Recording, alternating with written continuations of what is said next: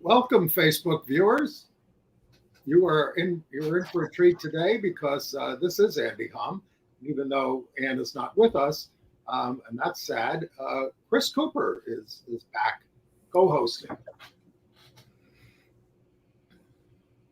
How are you, Chris? I'm hanging in, Andy. How are you? I'm fine. We're going to talk a little bit at the outset of the program about your recent activities. Oh, I've been busy. I know you've been a busy guy. Whew.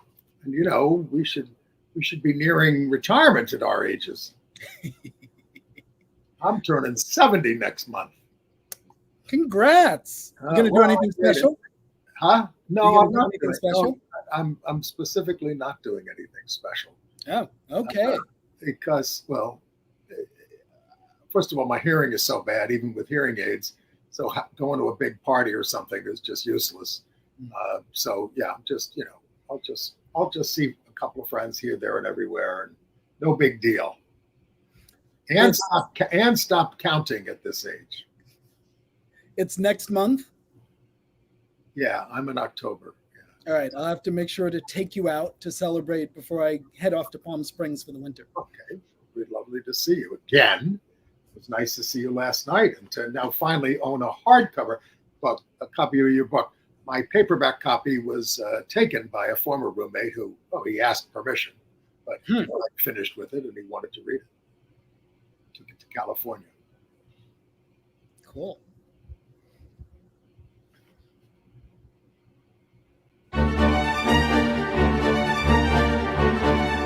And we have to really escalate the noise we make so that we'll be heard.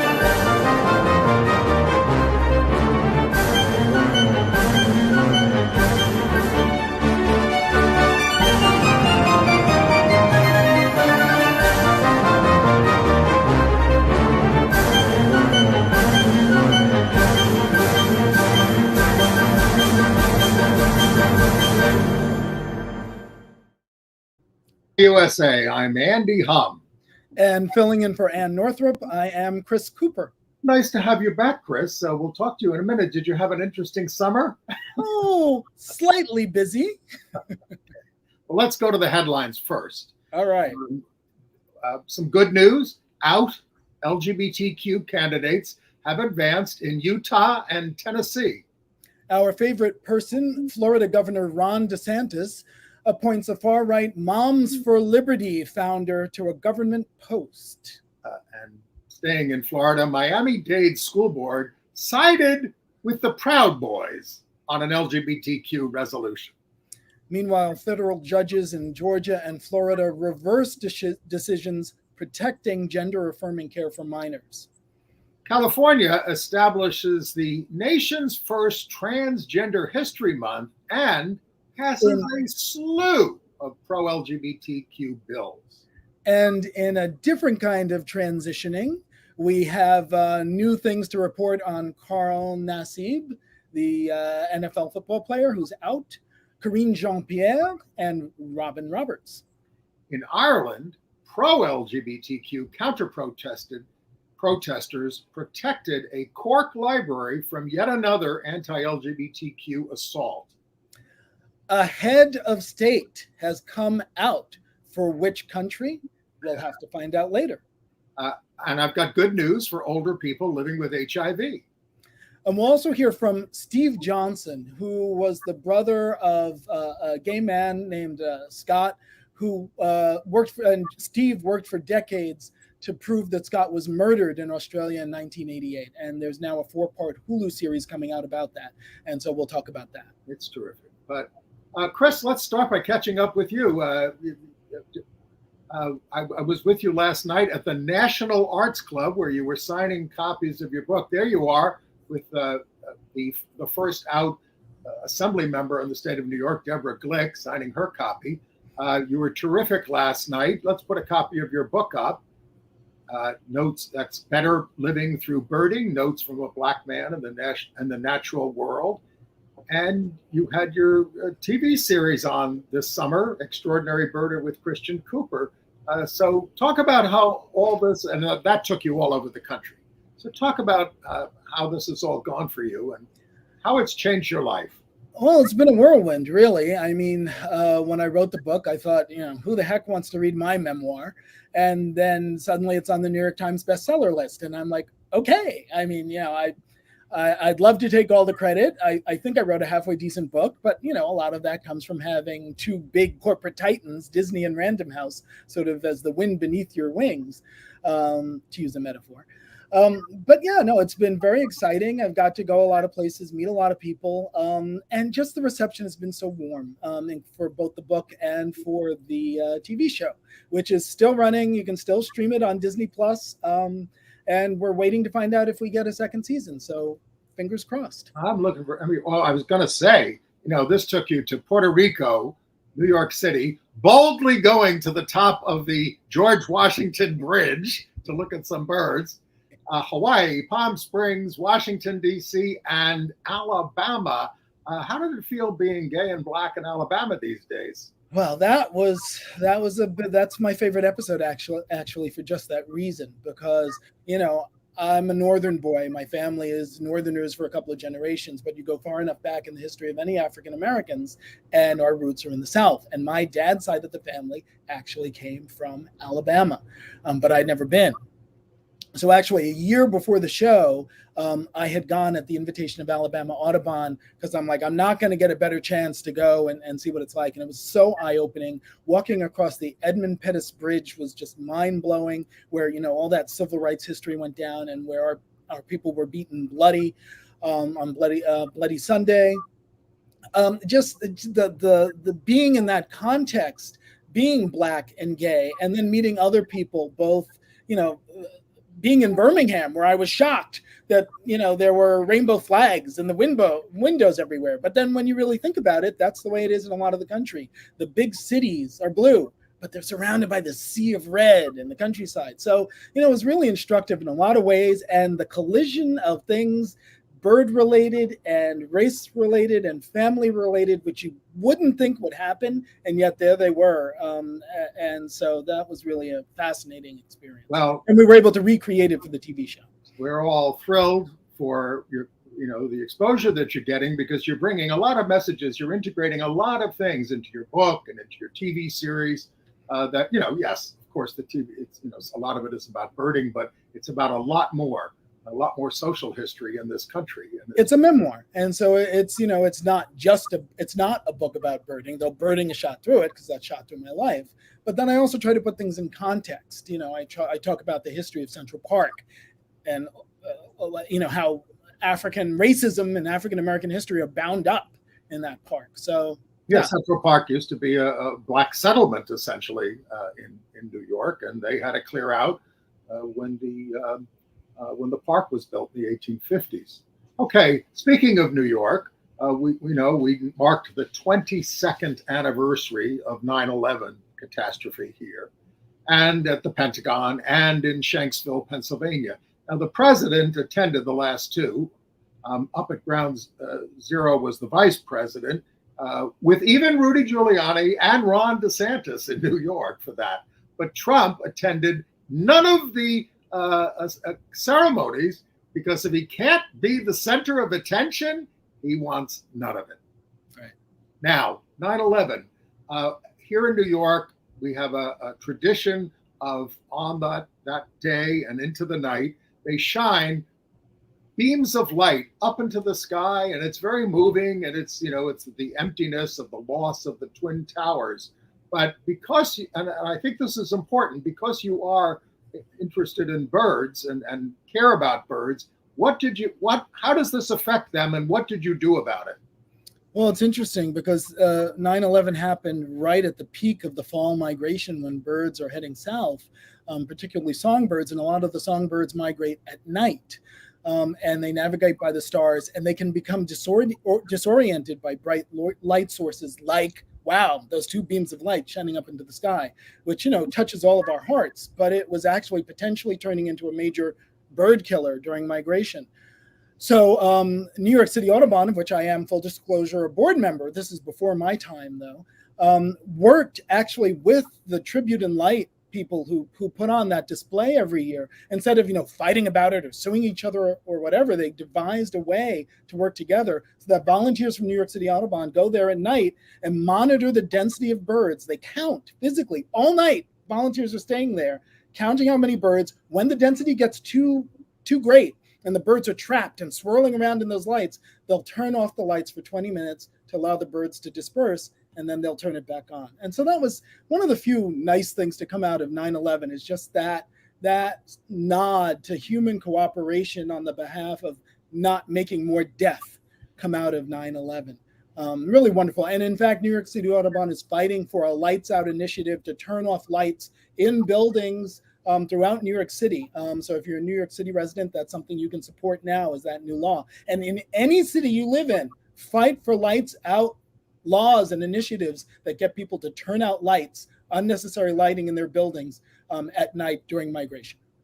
Turn out the lights and don't let the door hit you from behind. Okay, well, let's get to the rest of the LGBTQ news and AIDS news. We've got some good news in the race for mayor of, are you ready for it? Ogden, Utah. An out guy named Taylor Knuth, Knuth, was the top vote getter and advances to a runoff on November 21st with a guy named Ben Nadosky, a member of the city council. Knuth is currently Salt Lake City's deputy director for arts and economic development and a longtime community organizer in Ogden. Meanwhile, in Tennessee, all right, I'm going to say that again. In Tennessee, a transgender activist is poised to join the Nashville Metro Council. So that's their city council in an at-large seat. Her name is Olivia Hill, and she is, get ready, a combat veteran, plumbing pipe fitter, diesel mechanic, gas turbine specialist, welder, high voltage electrician, and union shop steward. And she is poised to become that first transgender breakthrough in that state. She's 57 years old, a single parent of 2 adult children and 4 grandchildren. She'll be joining a city council whose powers have been gutted by the right-wing Republican legislature. This is what they do to Democrat cities. They just take their powers away. They fire DAs, that kind of stuff. And of course, she famously won a discrimination suit against Vanderbilt University. She was the senior supervisor of the power plant, and they were trying to get rid of her because she was trans, and she won. She's completing her book chronicling her life with gender dysphoria and her transition, which began in 2018. All right, we've got a bunch of Florida stories. Let's get to one of them. Ron DeSantis, he's sinking in the polls for the Republican nomination, but he still thinks the path to victory is to run to the right of Trump. This week, he appointed the co-founder of the ultra-right-wing Moms for Liberty, Tina Descovich, to the Florida Commission on Ethics, which guarantees that DeSantis' own corruption will not be investigated. Moms for Liberty are leaders in book banning and protesting LGBTQ inclusion and discussions of race in schools. It's a grass tops group heavily funded by right-wing plutocrats. Descovich herself was defeated for school board in 2020 in Brevard County by Democrat Jennifer Jenkins, who worries about political retaliation from the Ethics Commission now, which is stacked with PACs. Well, and it's something, we'll see repeatedly in a lot of these stories. And obviously, if you watch Gay USA regularly, Andy, you and Ann talk about it every week, how it's the normalization of these extreme right-wing radicals and how they're being brought into the actual machinery of government by these guys who are racing to the bottom to prove just how conservative they can be because they have their eye on a higher office and know you can't get there without the extreme base of the Republican Party behind you. So it's really, really making things ugly. And one place where it stayed ugly is in Miami. The Miami-Dade School Board actually voted not to honor LGBTQ plus History Month this year. They came to the same determination last year. It was a vote of 5-3 to decide not to recognize it, but it was particularly contentious this year. A lot of back and forth between the two sides, and the presence of Proud Boys there standing by to intimidate people who wanted to speak. So more than 100 people had signed up to speak and to be heard. And meanwhile, you have these bully boys. Keep that picture up. These Proud Boys show up with T-shirts that say "Shoot your local pedophile." Shoot your local. I mean, it's look. I mean, nobody's in favor of child molestation. And the nerve that one of them has, I'm seeing one of them has the nerve to have "Uhuru," Swahili for freedom, written on their shirt. I just want to smack that word off them. Well, most of them are wearing masks. Also in Florida, the Federal Department of Education's Office of Civil Rights has opened up an investigation into that Christopher Rufo.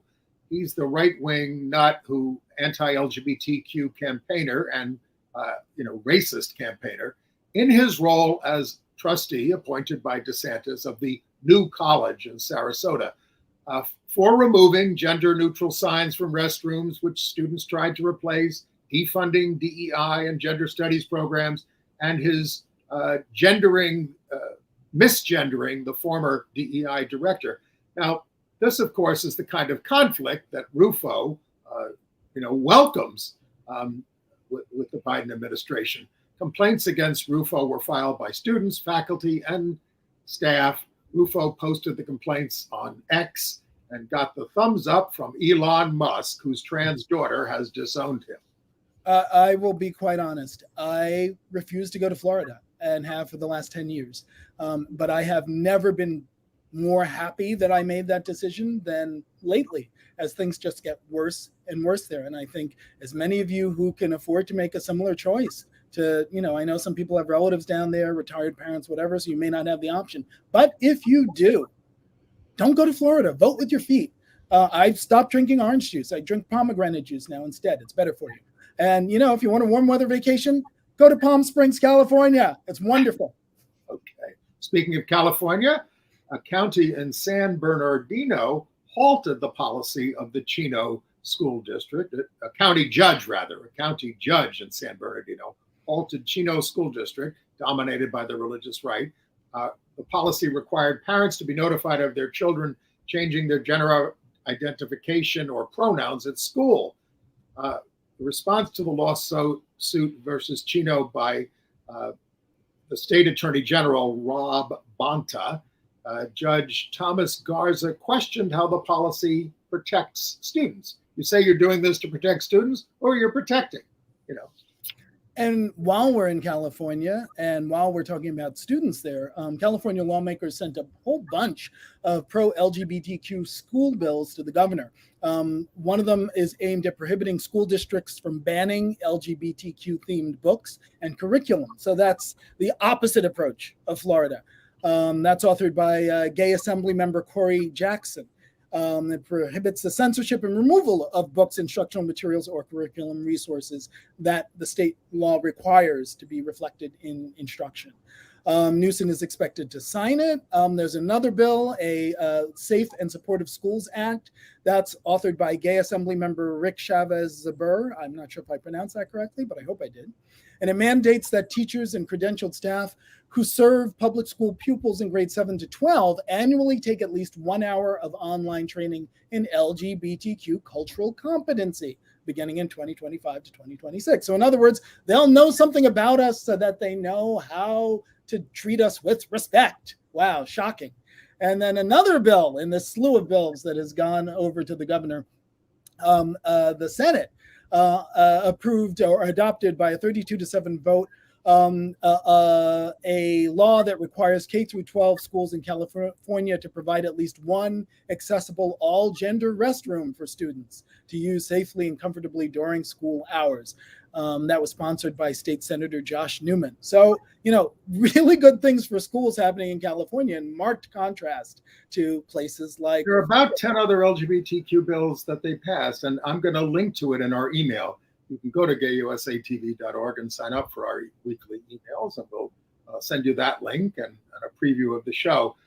My favorite bill that they passed, and we did this in New York City too, it requires all single-use restrooms in businesses and restaurants to be gender neutral. I mean, I've always wanted this because you sometimes go to the back of a restaurant and there's single-use restrooms, one marked men, one marked women, and somebody's holding up one and you have to wait for your own gender thing. It's ridiculous. We all use the same restroom at home. quite honestly, I think that was de facto happening anyway. People weren't waiting. If it was single use, they would just use whatever restroom was free. So I wasn't waiting. I got yelled at once in a while. But in California, at Cajun Valley School District, which is in San Diego County, they asked teachers there to remove LGBTQ safe space posters from classrooms. How much can you hate these kids? Yeah, no, that's Speaking of books, did you watch this video? At a Senate hearing, Senator John Kennedy of Louisiana read really sexually graphic excerpts from All Boys Aren't Blue and Gender Queer, two of the most controversial books in libraries. So if the books are banned in your library or school, you can at least find the best parts in the congressional record. All right. Well, sticking to California just a little bit longer, California lawmakers voted to end the travel ban to states with anti-LGBTQ laws. There's a lot of reasons for that. I think the main one is that there are just so many states with anti-LGBTQ laws. It's more than half the states now. It's 26 states. So yeah. I think it became kind of untenable. The way they're spinning it is that it was hampering California's ability for outreach to try to counteract some of these anti-gay laws, and also hampering their ability for other state progressive policies like paying for travel for women seeking an abortion to come to California and get one from a state that has now banned abortion. So that's why they voted to ditch that. Gavin Newsom, I don't think has said how he's going to land on that. So we have to wait and see. And then also in California, there was, they declared the first Transgender History Month. And we have some video on the press conference about that. Good afternoon, everyone, and welcome to our press conference announcing a statewide Transgender History Month in the state of California. My name is Honey Mahogany. I am both the district director for Assemblymember Haney, but I'm also here in my capacity today at this lunch hour as the chair of the San Francisco Democratic Party. And let me tell you that all across this country, we have been seeing attacks on the trans community, but it's not just in other states. Even here in California, where we have a sanctuary state, where we have an overwhelmingly Democrats representing us in the Capitol, we are still seeing acts of violence, still seeing attempts at legislating against our community. And so it's really important to us that we stop spreading misinformation about the trans community and take this opportunity to actually tell the truth and educate people about who we are and what we need. And so without further ado, I want to bring forward to the stage somebody who is a champion for the trans community, someone who I've had the honor of working with for many, many years. Please welcome Assemblymember Matt Haney. Thank you so much, Honey Mahogany, for your leadership. Honey also left out that Honey is one of the co-founders of the Transgender Cultural District in San Francisco. As long as there has been a California, there have been transgender people here, contributing to their communities, making history in expanding civil rights, and helping to build a California that is more inclusive and prosperous for everyone. That is a history today that we are very proud to celebrate, and that California will celebrate and uplift from this year and every year as we declare the first state to have an official Transgender History Month here in our state. Trend-setting again, San Francisco was the first city to declare August as Transgender History Month. And after today, when we vote, California will be the first state to declare officially Transgender History Month in the month of August. And speaking of the history, the resolution references 1775, when a Spanish soldier observed indigenous men, quote, in the dress, clothing, and character of women who were held in great esteem. Now, and also the Compton's cafeteria riot in San Francisco in 1966 by trans patrons 3 years before Stonewall. And can I say, I want a cool name like Honey Mahogany. I want to be like Raptor Skylord or something like that. I'm going to make it happen. Okay. Meanwhile, bad news for trans people. Well, there was good news in California.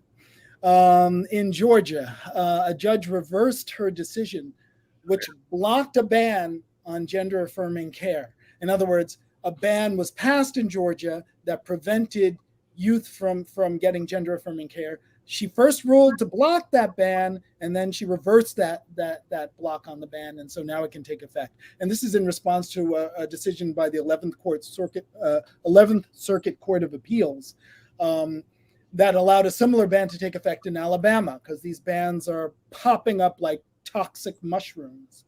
And really, I have to say, this is sort of really they've really mastered or really sort of absconded with our playbook, with the gay and lesbian playbook. When, we got all these states to pass bans on conversion therapy, quote unquote, reparative therapy on youth in order to protect youth. They've flipped that script on its head and are having way too much success with that, saying, oh, this is to protect youth, to keep them from getting gender-affirming care. Of course, the difference being that reparative therapy, quote unquote, conversion therapy, is not recognized by medical authorities as having any kind of efficacy. In fact, it's harmful, whereas gender-affirming care is recognized as medically necessary. So, and the decisions by the courts have gone back and forth. Some of them are still on hold from some of the red states. Others are. So this has got to go to the Supreme Court at some point.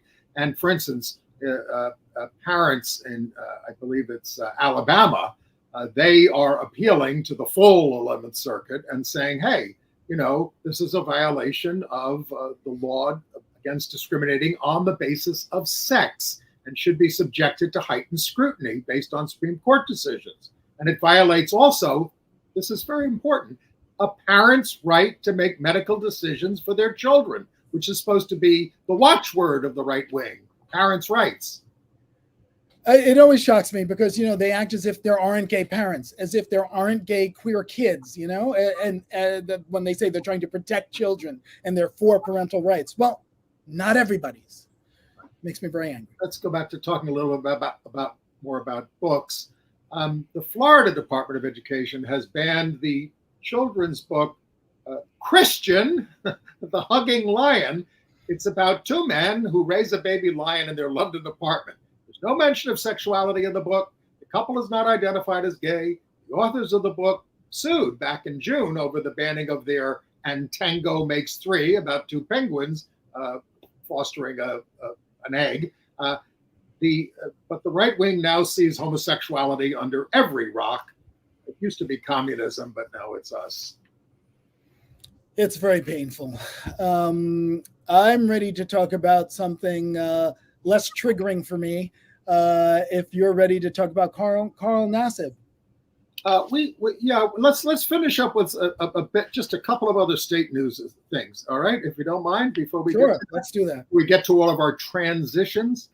First of all, I want to say, all these abortion bans are driving doctors out of the states that have them because, they're just fearful that if they help with a high-risk pregnancy, they're going to go to jail. So that's happening around the country, like in Idaho and other places. And the Center for Reproductive Rights is suing in Tennessee, Idaho, and Oklahoma on behalf of women who were denied abortion care in medical emergencies, similar to a suit brought in Texas. So, this is what's happening. Okay, now let's see. Maybe we should talk about Pennsylvania. In the Gettysburg School District, the board voted to renew the contract of trans tennis coach after stalling due to the gender identity of Sasha Yates. At a hearing, the boys' tennis team captain, that's Sasha, but the boys' tennis team captain his name was Tristan Smith, accused the board of blatant transphobia for the delay. Yates has coached boys and girls since 2018, has a stellar record. Opponents of Yates falsely charged Yates with changing in the girls' locker room charges ultimately rejected by the board.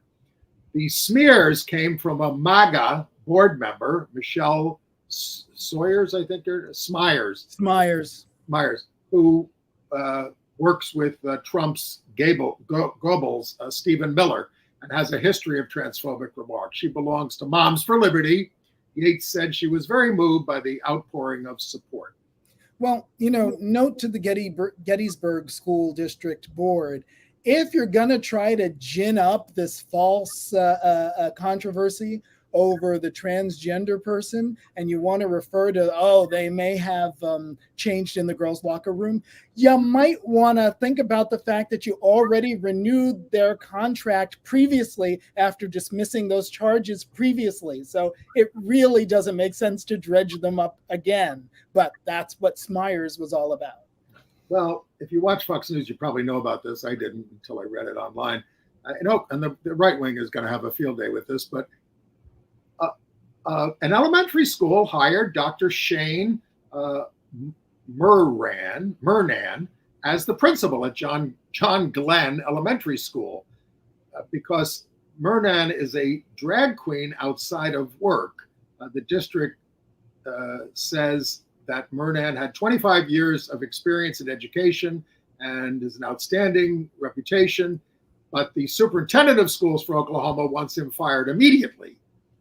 Ryan Walters mouthed all the right-wing talking points and saying, parents are concerned with the woke left-wing indoctrination in schools, this gender ideology thrust upon our kids. That's the way they talk about all these issues.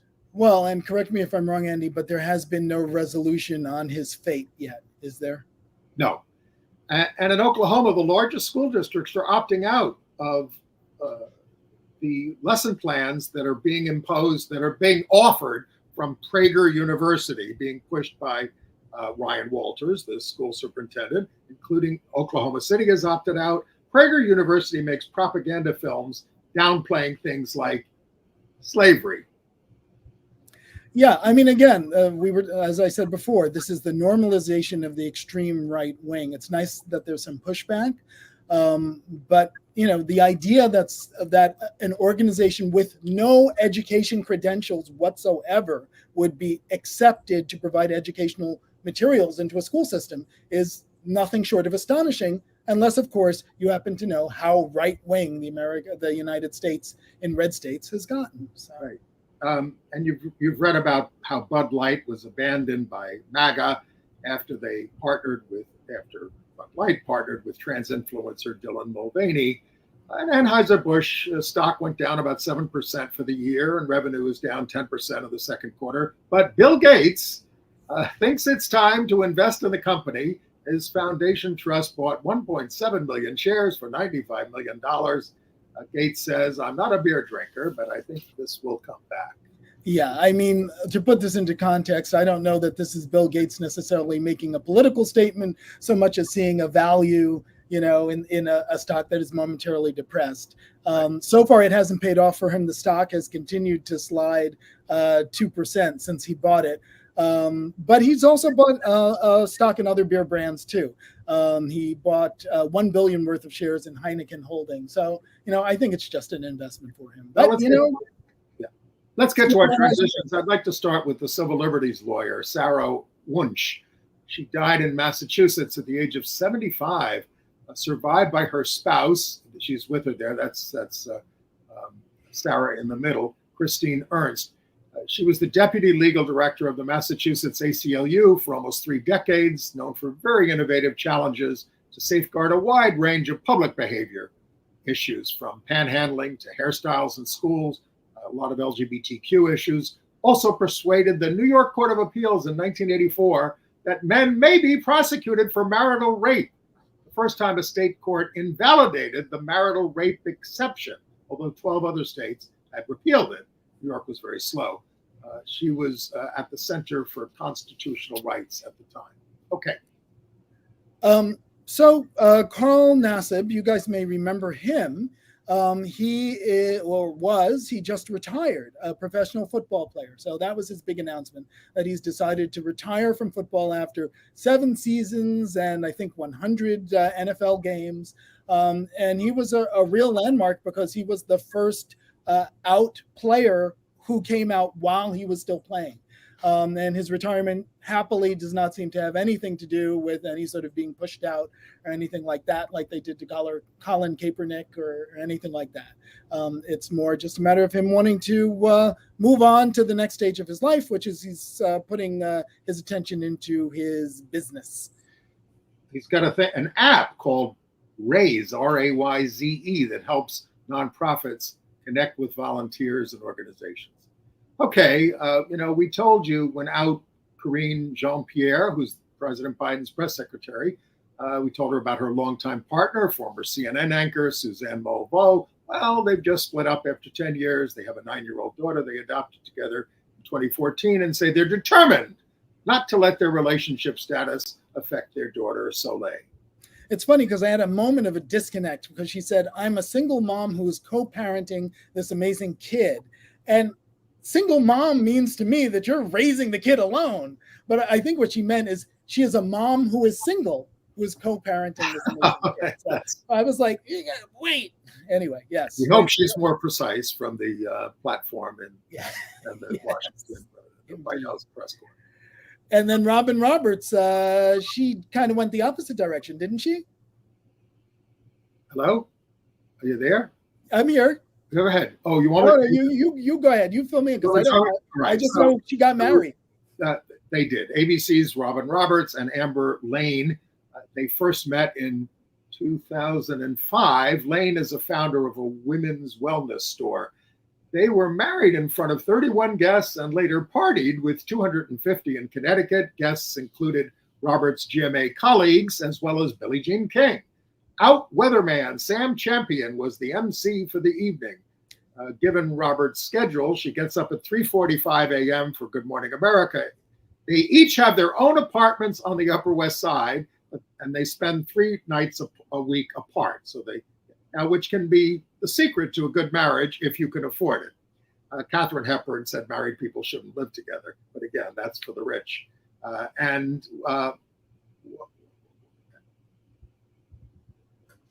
Okay. I'm not going to talk more about Katharine Hepburn, other than the fact that she was a lesbian and she was only briefly married to a man.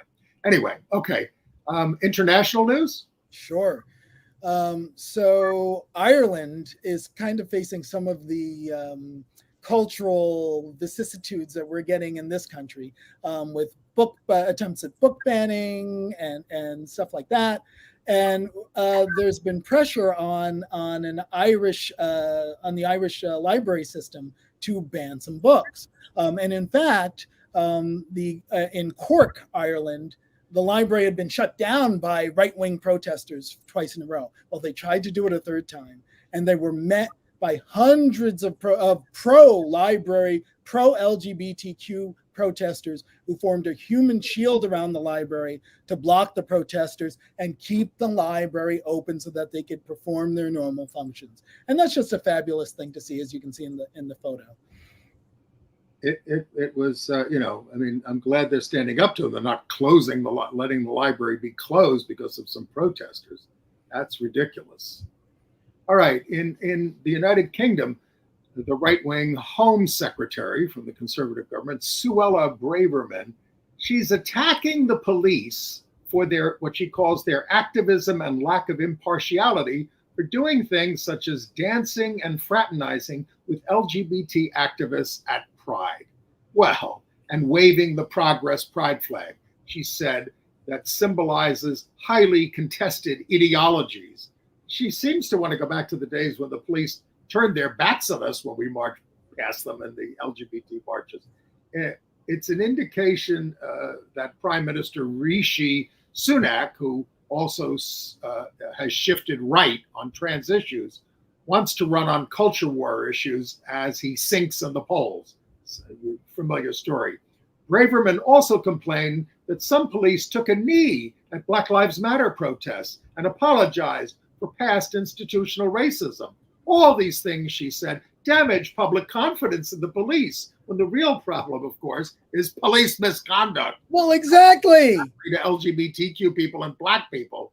We were targeted for so long, both as Black people and as LGBTQ people. And so the idea that, the police showing a bit of compassion and humanity towards us is somehow taking sides is, I'm not even going to go on because it's going to make me angry. I'm trying not to get angry this show. I'm trying to stay happy and upbeat.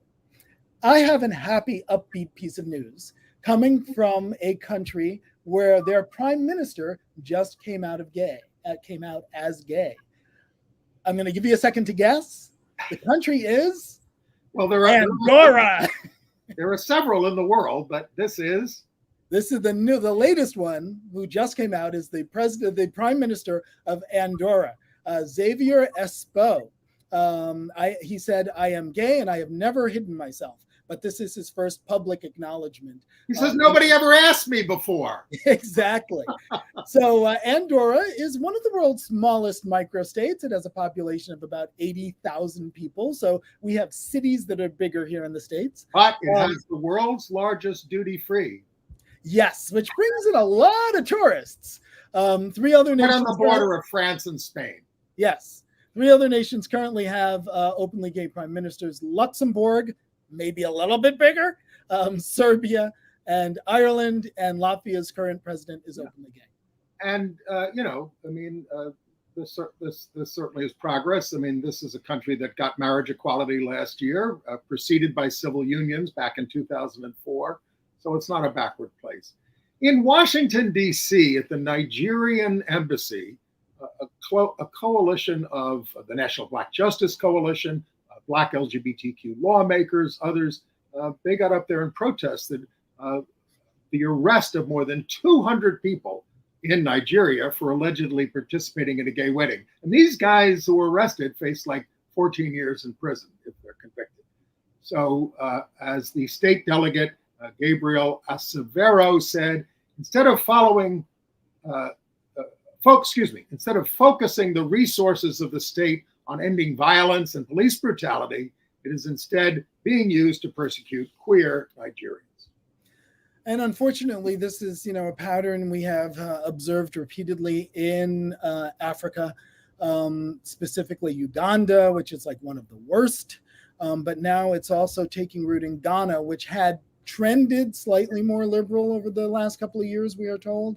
But now they are jumping on that anti-gay bandwagon, and they are poised to pass a law that would not only make being LGBTQ illegal, which it already is, but it would make identifying as LGBTQ, so not just the activity, but identifying or advocating for LGBTQI rights, a crime. It's being pushed by the Speaker of Ghana's Parliament, a guy named Alban Bagbin, and he has vowed to have this bill passed before the end of 2023.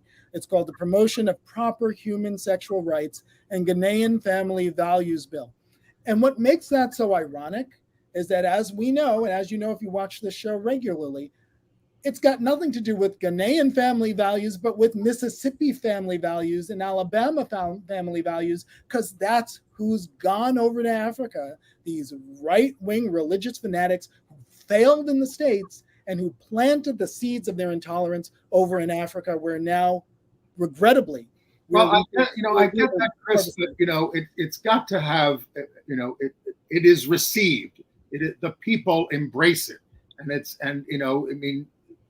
They reject colonialism. And of course, a lot of these the original anti-gay laws came from the colonial powers, but they embrace this thing. They embrace these right-wing religions. So, how is it not their responsibility? Oh, no, I'm not absolving them of their responsibility, but I'm saying it's ironic that they're saying, oh, this is to promote Ghanaian family values, when in fact it's been exported, just as they say, oh, we don't want your Western values here. Well, actually, you're adopting Western intolerant values. We've tried to reason with them on that level, but it is rejected. I think the homophobia is indigenous. It's indigenous, and it's also used politically, as we all know, just the way it's used here, to whip up hate to prop up somebody's political regime. The one thing we can all do is, for example, I support an organization called Rainbow Railroad. You can look them up, rainbowrailroad.org, and they specialize in, for lack of a better analogy, an underground railroad to get the most vulnerable refugees out of these places and into safety in Western countries like Canada and the United States. So, yeah, I mean, rainbowrailroad.org is definitely worth looking into. I mean, on our Gay USA Facebook page, I'm constantly getting notes from people who want to get out of various countries from all over the world, but many from Africa, and they're just desperate at this point. All right, AIDS news. Sure. I got really some good AIDS news. I got some good news from middle-aged and older people living with HIV. This new study shows that a statin drug lowered their risk of heart attacks and strokes by a third. There are well over 500,000 people over 50 living with HIV, and 2/3 of their deaths come from causes other than HIV. Though HIV contributes to liver disease, kidney problems, cognitive decline, some cancers, and 3/4 of them have heart disease. Under Dr. Fauci, the NIH invested $100 million into a randomized trial of this statin drug. It's called Reprieve. Fauci said the results of the study are even better than he expected. The full findings will be presented in November. So more than 40 years into the plague, the U.S. is finally paying attention to other things that shorten the lives of people with HIV. Well, and just to give a little bit more context on this, Andy, I don't think the drug is called Reprieve. I think the trial was called Reprieve. And statins are a class of drugs. So there's a whole bunch of statins. There's atorvastatin, pitavastatin, pravastatin, and their common names are very familiar. Lipitor, Crestor, their brand names, are very familiar because they are some of the most prescribed drugs in the world. They are the go-to drugs for lowering your cholesterol. And they've been around for like 40 years. They're well studied. So it's not like it's some new treatment. It's something we've had in our tool belt for a long time that doctors are super familiar with. But what the study showed was that even in people who normally wouldn't be prescribed statins, if you gave it to them, if they were HIV positive, you got that more than 1/3 decrease in mortality from cardiovascular disease, which is what gets people, if they live long enough and don't die from AIDS because they've gotten treatment, they get it from cardiovascular disease. And this is helping to reduce that. So it's a huge plus and a huge win for long-term survivors with HIV. So it's very promising. I just hope people with HIV/AIDS and the rest of us can survive the government shutdown that is looming down in Washington under Speaker McCarthy, who can't keep his caucus together. And of course, has now announced the impeachment, investigation into Biden, because even though he said he wouldn't do it unless there was a vote, he's not having a vote. But anyway, this week, protesters from the AIDS service and advocacy group Housing Works protested in his office on Monday, demanding that he reauthorize PEPFAR, the longstanding program that provides aid to 15 African nations, as well as some in Asia and Caribbean, to curb and treat the HIV virus. It has saved 25 million lives, but the right-wing Republicans want to end it unless further restrictions on funding are imposed, cutting it off to any agency that so much as counsels on abortion. 7 protesters there were arrested. Thank you for being there for us. Yes, and it's important to remember that PEPFAR was actually the first George Bush's brainchild. This was one of the good things he left us. And so it's a Republican initiative. It had bipartisan support, but somehow they've managed to tangle it up in abortion where it doesn't belong. So, well, as with Tommy Tuberville and all the military appointments. Exactly. And, I have to say about that, everybody condemns Tommy Tuberville. I condemn the Senate for not getting rid of that stupid rule that one senator can block all action on something. That's nuts. But they don't want to give up their prerogatives, so they're letting Tommy Tuberville do this. They're letting him do this. Stop it. Well, hopefully this will push them over the edge and cause them to change that rule. And dare we even hope the filibuster, that will die a fiery death? I mean, so many things need to change if we are going to have a more perfect union. I was interested to read on AIDS. There's a new survey that GLAAD did. They said it's on HIV stigma, but it asked people, different generations, are you knowledgeable about HIV/AIDS? And those in Generation X, born between 1965 and 80, are the most knowledgeable. 62% say that they're knowledgeable, followed by millennials, 1981 to 96, 50%, and us baby boomers, 1946 to 64, 46%. Generation Z, born in 1997 to 2012, is sadly at 34%, and they have the highest rates of transmission among those 13 to 35. They're 57% of new cases. So, and of course, they're the most sexually active. But it's AIDS education is dying. I mean, we had a big push for it in the 90s, and then to the when it was a hot issue, and it's gone by the wayside. Yeah, all I can think of is that old phrase: "Those who are unaware of history are doomed to repeat it." So. Absolutely. Well, entertainment news. Sure. At the 92nd Street YMHA in New York, I just want to announce this. Trans Jeopardy champ Amy Schneider is going to be in conversation with Harvey Fierstein on Wednesday, October 2nd. Amy has a new book out, In the Form of a Question, The Joys and Rewards of a Curious Life. Of course, she's an out trans hero. Okay. Awesome. Now, I saw the first, I don't know if you've watched this. I saw the first 2 episodes at a screening. It's online now. I do not have Hulu, so I have not been able to see it. All right, let's get Hulu. Of Never Let Him Go, about the 1988 murder of American gay man Scott Johnson, who was a brilliant mathematician, thrown off a cliff from a gay cruising area in Manly, Australia, which outside of Sydney, which is, by the way, the hometown of our sometime co-host Merrin Johns, who lived there. It's a gripping story on how Scott's older brother, Steve Johnson, pursued justice for him for decades, and Steve spoke at the New York premiere last week. As you saw in the film, I had a lot of help and a lot of support. I have a very loving family and group of friends, and the case just attracted more friends. I often wonder whether I have more friends in Australia than I do in the US. There's so many people that I've gotten to know and that have seen this as important and helped me. So this isn't a solo adventure of mine. It certainly seemed like something I could never let go of. Great title, by the way. And Scott would have done the same for me. It was, my son, who's very sorry he couldn't be here, and also sorry he's not in the film. He was on the West Coast and not quite as available. Ruben, who you see in the film a couple of times, and took some of the footage.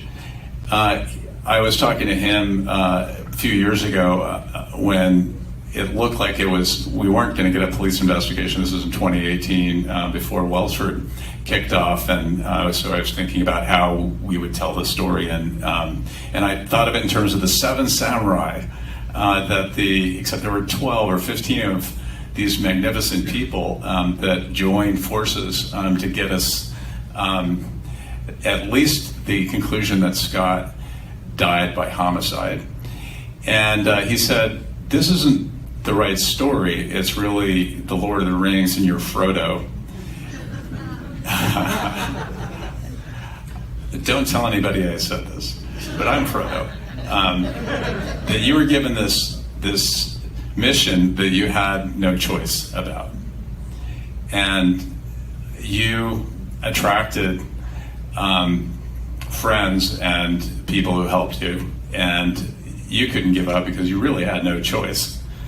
And that is the way I feel. So being told that I've been perseverant, I think I credit the old police for that, the police that forced me to be perseverant because I didn't do anything for so many years. I just had to keep on working on this. And then finally, this lovely group of police in the last 5 years really got to work and fell in love with Scott and the mission they were on. And that's why they're here at their own expense in America at this premiere. And it's really pretty amazing part of the story. Never Let Him Go on Hulu now, and it is a 4-part series, and it is a terrific story. And it's so great to see, a guy like Steve, a family member, make this thing. But I want to say one thing. When he said, you were given this mission, you had to, you had to accept. You were given this mission because of what happened. But you know what? That's true of every LGBTQ person. We didn't choose to, be different or anything. We are. And when we discover it, our lives change. We are given a mission. We're going to have to spend most of the rest of our lives fighting with the rest of society over the way we're treated. I mean, I didn't set out when I was a little kid to be a gay activist, but that's the way my almost 70 years have gone. And I think it's important also to recognize that, one of the reasons why this story comes to such a wonderful, successful conclusion is because Stephen, the brother, had a lot of resources at his disposal because he was very successful in, the tech world. He had sold his company for like $100 million or something like that. So he could afford to pursue this. He was able to make the connections to politicians, American politicians who had the reach to reach down to Australia. So yeah, I don't want to give too much away, but for instance, exactly when the case is lagging, he hires the reporter who investigated the John Benet Ramsey case, who was a real, great reporter. And he sends him to Australia to stir the pot. And the first thing that the guy discovers is, although the police, when they investigated the murder, they said, oh no, this wasn't a gay cruising area. He talks to just people, the guys who work at the factory right next to the area. And they say, oh yeah, the gays are in there all the time. And they're always getting beaten up and everything like that. So the police did a terrible job in the beginning because they didn't care. Police were very anti-gay, and the amount of anti-gay violence in and around Sydney was appalling in those days. I had to refresh my memory about the case, and I don't want to give too much away about the series, but when I read the story and about the other things that had happened there around it, I was shocked at the numbers and what had been going on. So it's I'm hoping to see it. I may have to get Hulu so I can see it. Okay. All right. So now we want to hear from you about, Anne has already given us her review. We want to hear your review of Bottoms. How did I miss Anne's review? I watch Gay USA every week. Maybe I missed a week or something. I thought it was great. I loved it. Normally sex-fueled high school comedies aren't my thing, but twisted high school comedies like Heathers and Mean Girls is definitely my thing. And this has a wonderful twist in that it's from a unabashedly lesbian point of view. It's over the top. It's not meant to be taken literally. For example, the football players who are kind of the villains of the whole thing, you never see them outside of football uniform. They are always have their jerseys on. So, it's not meant to be realistic. It's meant to be fun and over the top and stupid. And basically, these two lesbian women, the two lesbian girls at the bottom of the social ladder in high school, decide they're going to get some sex by starting a girls' fight club. And it just goes from there and spins out of control. And it does include a former NFL running back, Marshawn Lynch. Has a great supporting role in it, very funny. But the reason why he took the role is because his sister is lesbian. And he said himself that he wasn't always supportive back in the day in high school when she first came out. And now they're all good, but he felt like this was a way of paying it back to her. So that's one of the reasons why he agreed to do it. It's co-written by the director, Emma Seligman, who is openly gay. So who says there's no good news on Gay USA? We have Chris Cooper here with his great year of success. We have this new movie with all these people and people repenting and winning cases and all that kind of stuff. And we have Cassandro coming out this weekend. Yes. Where is it coming out? In theaters? In theaters, starring Gael Garcia Bernal, about the luchador in Mexico who was openly gay.